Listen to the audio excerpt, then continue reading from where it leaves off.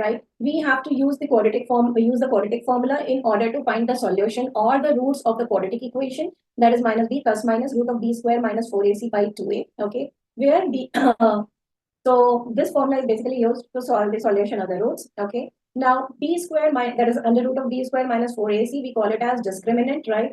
This we describe it as discriminant. Now, if this discriminant is positive, right? If this discriminant is positive, what does that mean? We will have two roots for the given quadratic equation, minus b, one with the plus, and other solution of the root with minus b minus. So if b square minus 4ac is greater than 0, right? Then we have two distinct real roots, right? Or two distinct real solution.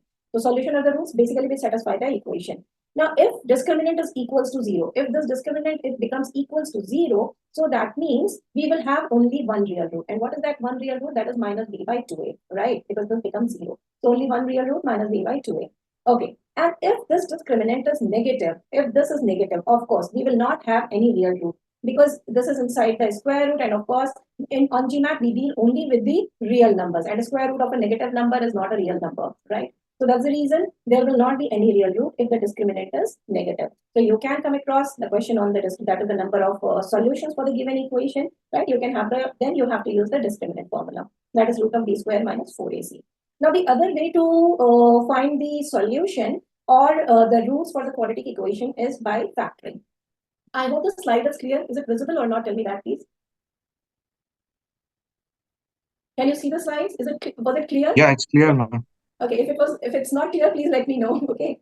All right. So the other way what you have to use is that is by factoring. Suppose if the quadratic equation is x square plus 5x plus 6 is equals to 0, right?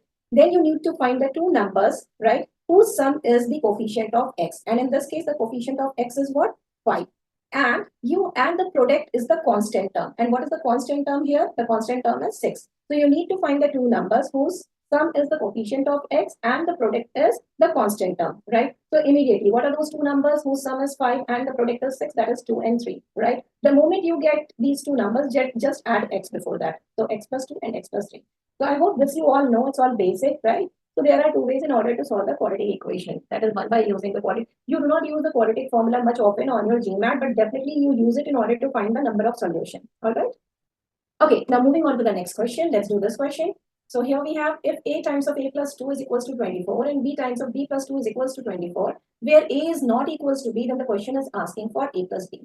So in order to solve this, we need to solve these two equations, right? We have to find the values for a and b, right? So it's given here a plus 2 is equals to 24.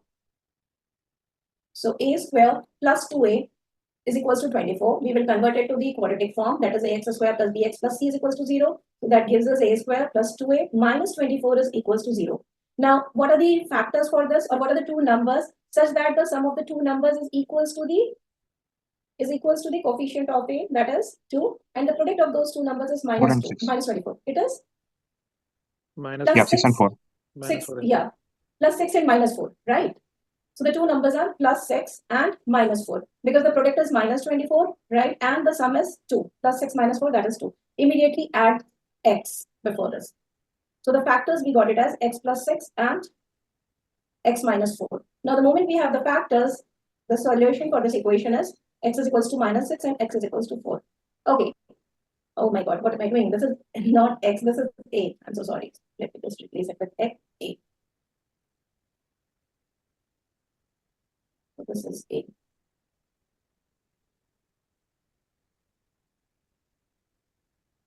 So a plus 6 and a minus 4. So this is a is equals to minus 6 and a is equals to 4. Similarly, for b again, the same equation. So that means we will have two values for b also. B is equals to minus 6 and b is equals to 4.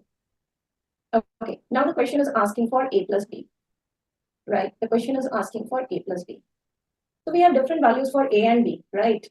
So now, what will be the solution for this? Yes? minus 2. Right, minus 2. Minus 6 plus 4, and we can see it. Now, how to make sure that we are not, so anyways, we can just add these two and we will see, okay, this is there in the answer choice and this one has to be the correct, one only has to be the correct answer. So we just go ahead with this. So hope this is clear. Yes, Nishya Dazan, is this clear? Pretty easy. Yes, ma'am. Yes. All right, now let's move on to the next.